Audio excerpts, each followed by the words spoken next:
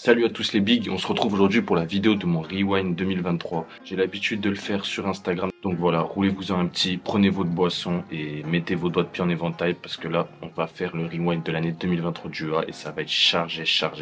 Jingle.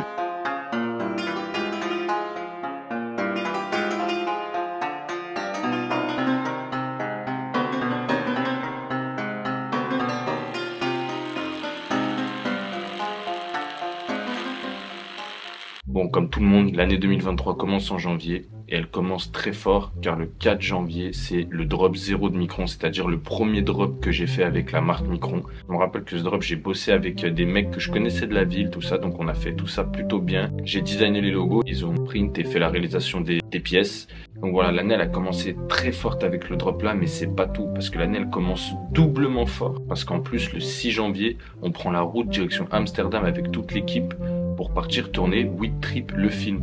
Wesh la mif, on se retrouve pour le Weed Trip épisode 5, on est parti à 6 à Amsterdam, je vous laisse venir avec nous, c'est parti. J'ai du mal à me dire que ça fait déjà un an, c'était le 6 janvier, on est parti en tout début d'année, on est parti à 8-9, on est allé rejoindre by Skylox. De toute façon, j'ai envie de vous dire, il y a le film sur YouTube, donc vous pouvez aller le visionner si vous l'avez pas déjà vu. Franchement, c'est 1 heure de plaisir. C'est le dernier Weed Trip qui est sorti à l'heure d'aujourd'hui, tout simplement parce que j'ai pas envie de repartir sur un Weed Trip moins bien que celui qu'on a pu proposer. Donc voilà, Weed Trip, ça va vraiment être le rendez-vous, on ne pas le louper. Je me rappelle comme ça là que c'est vraiment à cette période-là où je me dis, il y a quelque chose qui est en train de se passer, il y a de l'engouement, on reçoit beaucoup de retours. Je me rappelle de tête que je publie la photo, je vous la mettrai là si vous la verrez.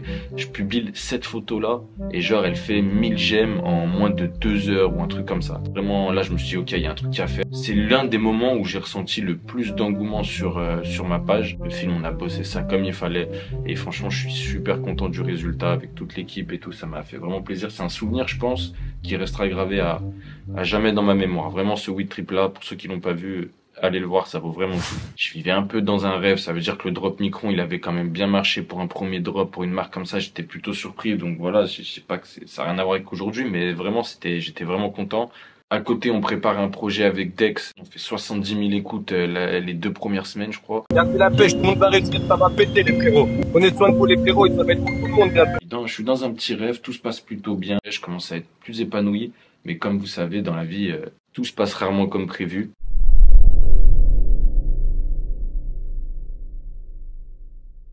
On voit que je montre beaucoup de choses sur les réseaux sociaux, mais en réalité, pour les gens qui me connaissent, je suis quelqu'un de plutôt pudique dans ma vie personnelle.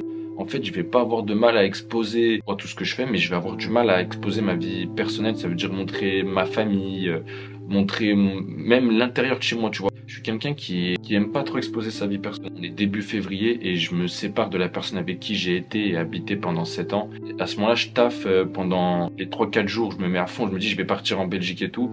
Et j'avais déjà pas mal de taf, j'étais surmené.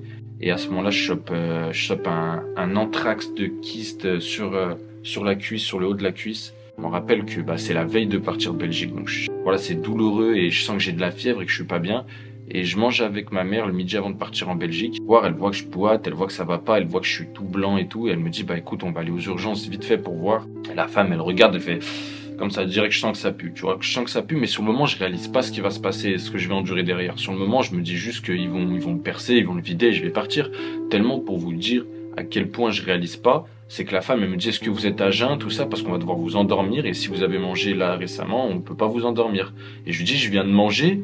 Mais on s'en fout, vous avez pas besoin de m'anesthésier, percez-moi comme ça. Et là elle me dit non mais vous avez pas compris, en fait c'est pas possible, tu vois, tu dois faire une anesthésie générale. À ce moment-là, voilà, ils me disent on va vous anesthésier le matin, vous allez repartir dans 1 semaine de l'hôpital, dans 3-4 jours de l'hôpital, voilà, là vous allez rester avec nous. Et donc là moi je me dis waouh, je dois aller en Belgique, tout ça, tu vois, je me dis je comprends qu'en fait après je vais devoir avoir des rendez-vous avec une infirmière qui mettait une mèche dans un trou, qui m'enlevait tous les jours. Faut s'imaginer, j'ai un trou de 6 cm de large sur 6 cm de profondeur. Donc tu peux pas laisser comme ça pour cicatriser, ils doivent mettre une mèche pour que ça cicatrise en fait par le bas et que ça commence pas à cicatriser en haut, que ça fasse une poche. Donc tous les jours j'ai une personne qui vient, qui met une mèche dans le trou, qui me l'enlève. Faut comprendre que c'est super douloureux, tu vois. Et pour pallier à cette douleur-là, justement, ils m'ont prescrit un médicament qui s'appelle le tramadol.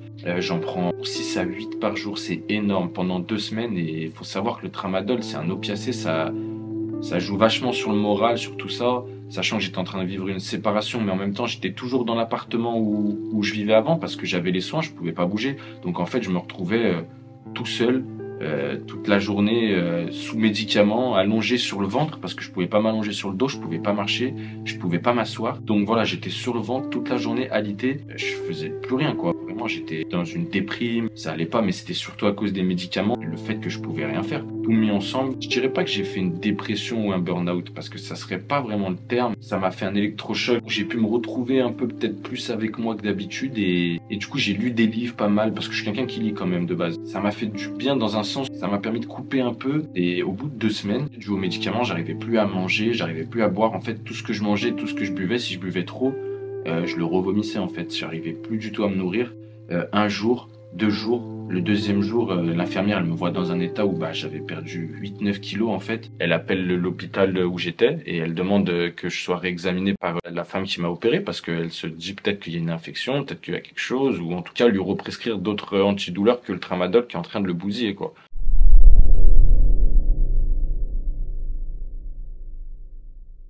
Donc à ce moment-là, moi je vais aux urgences. L'hôpital me prend direct parce que il voit j'ai vraiment de la fièvre, je sue, je suis blanc, enfin tu vois ça va vraiment pas. Ça fait 2 jours que je me suis pas nourri, que je prends des tramadol et que j'ai une opération qui date que de 2 semaines, qui est quand même pas une lourde opération, mais qui est une opération voilà qu'il faut suivre quoi. Et donc à ce moment-là, on m'amène dans une chambre et pour me mettre sous perfusion en gros, tu vois, pour me renourrir rapidement. À ce moment-là, ils amènent une stagiaire en fait. C'est une stagiaire qui vient, elle se présente comme une stagiaire elle-même, tu vois. Elle me dit je suis une stagiaire, machin, pas de souci. Moi je me dis qu'elle va regarder, elle va préparer les trucs et que c'est une infirmière qui va s'occuper de moi.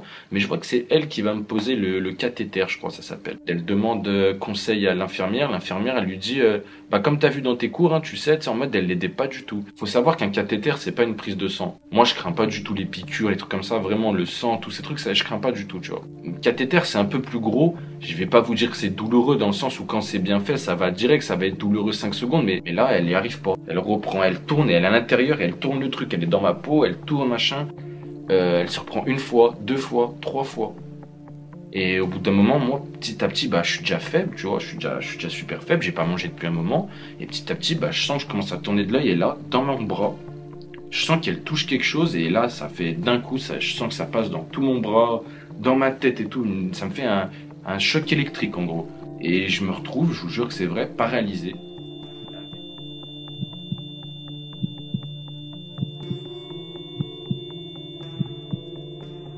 En fait, j'essaie de lui dire que ça va pas, j'arrive plus à articuler et du coup, j'arrive pas à lui dire que ça va pas. Mais elle s'en rend compte rapide et là, tout va super vite. Elle clique sur un bouton, il y a 8 infirmières qui arrivent autour de moi. Je suis paralysé, j'arrive pas à bouger, mais j'entends tout et je vois flou, je vois pas tout bien, mais je comprends.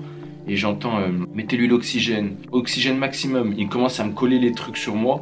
Et elle dit quoi la femme il transpire trop, les électrodes se collent pas, machin, en gros un truc de malade. Je commence à me dire voilà ça y est, c'est la fin, tu vois, pour moi ça s'arrête là, je vais mourir. Je vous mets une vidéo en fait, il y a au moins 8 piqûres, la femme elle m'a piqué 8 fois, elle s'est loupée, c'était une catastrophe totale. Chabé, les frères, Zebi, l'état de mon bras. Ah les frères, j'ai des piqûres partout, j'en ai là. Ils m'ont piqué partout frère, ils m'ont piqué partout. Il faut savoir qu'après ça, ils ont même pas pris les responsabilités. C'est même pas eux qui ont admis avoir fait une erreur en fait, tu vois, ils ont dit que c'était moi qui avais fait une crise de panique. Donc je me suis retrouvé paralysé par une crise de panique apparemment et rien à voir avec le fait que j'avais 11 trous dans le bras, elle m'a cassé l'aiguille dans le bras, ça rien à voir avec ça. Donc voilà, ils ont pas du tout pris leur responsabilité, ils m'ont simplement dit non c'est votre faute en fait, hein. Vous avez fait une crise de panique. Enfin genre je sors d'une opération il y a 1 semaine, la mèche, j'ai jamais paniqué, jamais rien eu, c'est 100 fois plus douloureux qu'un cathéter, mais maintenant là c'était une crise de panique. Et le pire dans tout ça c'est que je suis resté en observation pendant 3-4 jours. Le soir l'infirmière elle me ramène encore du tramadol pour la douleur et je lui dis mais madame je suis là parce que le tramadol en fait me rend malade. J'entends souvent qu'on dit ouais le système de santé en France il est chaotique.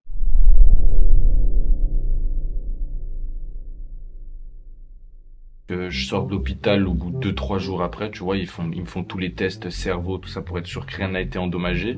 Et là, je reste alité pendant environ 1 mois et demi, 2 mois. Je reste sur le ventre, je peux plus trop marcher. Puis petit à petit, je recommence à pouvoir marcher, voilà, et on se rapproche du mois de mars. Et qui dit mois de mars dit Spanabis. Donc est-ce que je serais prêt pour plus avoir de soins parce que je pouvais pas partir, je pouvais rien faire, j'avais des soins tous les jours, tu vois. Je lui demande, j'ai écouté le 11 mars, je dois aller en Espagne et tout. Est-ce que vous pensez que ça sera possible? C'était en 2 semaines encore. Donc c'était vraiment début mars.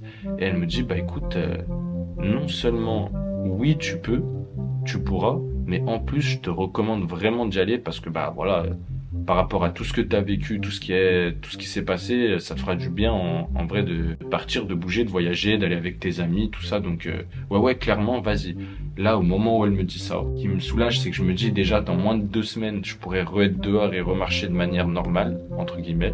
Et puis je pourrais aller à la Spanabis. Le A est libérable, le A sort enfin de chez lui. Pour l'occasion, on se prend une petite pépite et on décide de mettre les voiles pour la Spanabis. Faut savoir qu'on est allé à la Spanabis sans aller à la Spanabis. En fait, on allait à la Spanabis, on allait dans les clubs, on a meet avec les gens, on a rencontré les gens, tout ça, mais on n'est pas allé à la Spanabis, à l'expo, genre, on n'y est pas allé.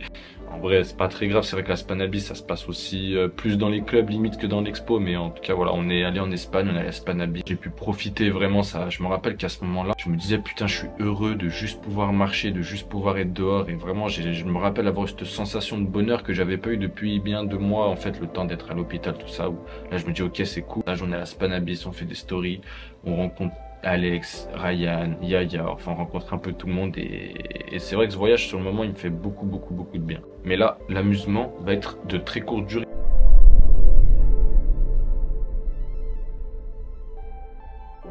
On est fin mars, je rentre de la Spanabis, je viens de me séparer, j'ai encore mon appartement, j'ai pas pu le rendre avant ou bouger avant parce que j'avais mes soins. Et là, je dois m'occuper de ça, donc je dois m'occuper de rendre mon appartement, mais surtout, plus grosse galère, je dois m'occuper de trouver un autre appartement. À ce moment-là, je me dis que je vais prendre un appartement avec ma mère, tu vois, je me dis ça va pouvoir me permettre de pas être tout seul, tout simplement, déjà tous les jours.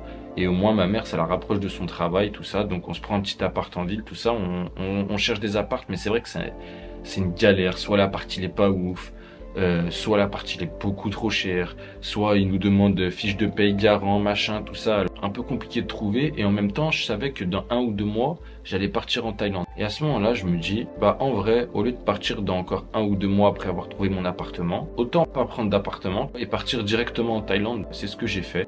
Je me rappelle plus vraiment de la veille, j'efface tout ce qui me fait mal. J'ai un peu bu, je regarde la taille, y'a la mort qui me démange. De base, je pars en Thaïlande. J'y vais pour 1 mois, tout en sachant que j'ai besoin de me changer les idées, que si en vrai je kiffe être là-bas et que j'ai plus d'appart en France, pourquoi pas essayer de rester là-bas parce que bah faut savoir que mon rêve depuis toujours ça a été d'habiter à l'étranger. J'arrive au début, les 2-3 premières semaines, l'euphorie de l'étranger, l'euphorie du voyage font que je kiffe à mort. Au bout de 2-3 semaines, je commence à rentrer dans une sorte, pas de déprime, tu vois, mais de trucs où je me dis bah qu'est-ce que je vais faire en fait? Est-ce que je rentre? Mais en vrai, rentrer pourquoi? J'appelle ma mère, tu vois, je suis au téléphone avec ma mère et c'est vraiment les conseils de ma mère qui m'ont fait dire écoute, t'as un pote là-bas, t'as tes trucs, tu peux bosser là-bas. Alors certes, ça sera pas facile, fonce et fait. Je me dis bah en vrai, tu sais quoi, je vais pas rentrer, j'annule mon billet que je peux même pas me faire rembourser, donc je perds de l'argent dans l'histoire et je décide de rester. C'est vraiment le meilleur choix que j'aurais pu faire, je suis vraiment content, donc voilà. Faut savoir qu'à ce moment-là, ouais, je fais le tour des usines, je vois les maillots, je fais les maillots, je prépare les maillots, tout ça, et je lance une précommande. Je décide de demander au poteau de me ramener, entre guillemets, en France les affaires Micron, mais sur le moment, j'y vois vraiment aucun problème. Sur le moment, j'y vois vraiment aucun problème. Je lui dis juste, tout simplement, ramène-moi mes affaires, tu vois, comme ça au moins ça m'évite de payer un envoi. Tu mets dans la valise, on s'en fout. Des t-shirts, t'as vu, y a rien de mal. C'est vrai que ça peut paraître bête maintenant, dit comme ça quand on sait ce qui s'est passé, mais sur le moment, je vous jure que tout le monde était un peu, ouais, on s'en fout, tu vois, ça reste des t-shirts, y a rien de grave. Il m'appelle le matin en arrivant à l'aéroport et il me dit, bon, je suis avec la douane. La douane, elle a saisi tous les t-shirts, machin, tous les maillots ont été saisis, on a eu galère sur galère. Faut savoir que sur ce drop Micron, j'ai eu des galères sur galères. Les machines pour print qui sautent. J'ai dû racheter des machines pour print qui coûtent la peau du cul, là, les trucs à floquer. Le drop qui se fait attraper par la douane. Les Chinois qui m'envoient, mais je vous dis même pas de traiter avec des Asiatiques dans une langue qui est pas la tienne et traiter beaucoup avec des Thaïs chinois et tout. Ils ont pas la même manière de faire. Je vous jure que c'est vrai. Des fois, je commande des tailles, par exemple, je commande des maillots. On va dire que je lui prends 10 S, 10 M, 10 L. Et bah, lui, il va se dire quoi? Bah, attends, j'en ai plus. Du coup, je vais lui envoyer 30 double XL. Et donc à chaque fois, il faut faire envoyer le colis, le temps que ça prend, plus le remboursement, tu perds de l'argent. 1 mois et demi, c'est 200, 300, 500, 600 euros qui sont là-bas et qui dorment. Tu vois ce que je veux dire, c'est de l'argent que tu as besoin pour vivre. Donc c'est vrai que c'est galère sur galère, on a pris énormément de retard. pour toutes les personnes qui ont coop du Micron, qui ont précommandé du Micron. On s'excuse. En fait, on s'attendait pas, je vous dis la vérité, à avoir autant de clients, de commandes, tout ça, et on a été pris par le truc. En plus, on a eu les problèmes de la douane qui ont fait que on a pris énormément de retard. Et voilà, on fera plus la même erreur, mais c'est comme ça qu'on apprend. Donc ceux qui ont le drop, merci beaucoup. C'est vraiment grâce à vous aussi que tout ça peut être possible, tout ce soutien-là. Je lance un nouveau format de vidéos sur Instagram. C'est les mini-vlogs. Très très vite. Ça marche plus que tous les autres réels. Ça veut dire que là où les autres réels font 15 000 vues par là, 800 j'aime, eux ils font directement 2000 j'aime, 30 000, 40 000 vues, 50 000 vues. Et donc j'en envoie pas mal et je prends en abonnés, je prends des abonnés, ça monte, ça monte. J'avais cette barre où j'étais bloqué en arrivant en Thaïlande à 11 000. Et là on fait les 12, les 13. Puis je publie cette... Maman, tu me demandes ce que je fais en Thaïlande, t'inquiète pas, je suis en scooter sans casque, avec 1 kilo de bœuf. Y'a rien de grave, y'a rien. It's okay, it's okay. Wish Park Oil on Arbor Dan South Louis. Et du coup, c'est là où il y a vraiment eu pas mal de gens qui m'ont envoyé des messages, des gens qui me reconnaissent un peu même, tu vois, je sors de boîte, les gens ils me reconnaissent à Bangkok, tout ça, et ça prend une autre atmosphère. Je suis suivi par des gens qui sont plus trop intéressés que par 420. Et puis les mini-vlogs, ils apportent ce truc où il y a beaucoup d'humour. Donc voilà, ça m'apporte un autre public. Dans un événement de cannabis, je pense qu'on va pas trop fumer. Puis on en est à cette période où il m'arrive des choses bien, mais il m'arrive encore pas mal de galères, même dans ma vie perso, du côté de ma famille, tout ça. Il m'arrive encore quelques galères. Cette année, je m'étais dit que je ferais des vacances, j'en profiterais. Donc mes potes, ils nous ont rejoints en Thaïlande. On a passé un mois où on a profité, on a voyagé, on a fait la fête. Il nous arrivait encore 2-3 merdes vite fait où il y a mon pote, il est tombé du tuk-tuk. En fait, il est pas tombé du tuk-tuk pour ceux qui m'ont demandé, on va l'expliquer. Du coup, on en est là pour ça. Mais en gros, il se penchait en dehors du tuk-tuk et il s'est pris un mur pendant qu'il roulait avec le tuk-tuk. Après, il y a rien eu de bien grave. Aujourd'hui, on en rigole, plus de peur que de mal. Je pars à Bali, je pars à Krabi. Je suis pas totalement sûr, mais je crois qu'il y a quelqu'un qui part un peu en couille là-bas. Ah, il est loin là. Les frérots, vous voulez pas lui dire de revenir plus près du bar? Chabi, il est où?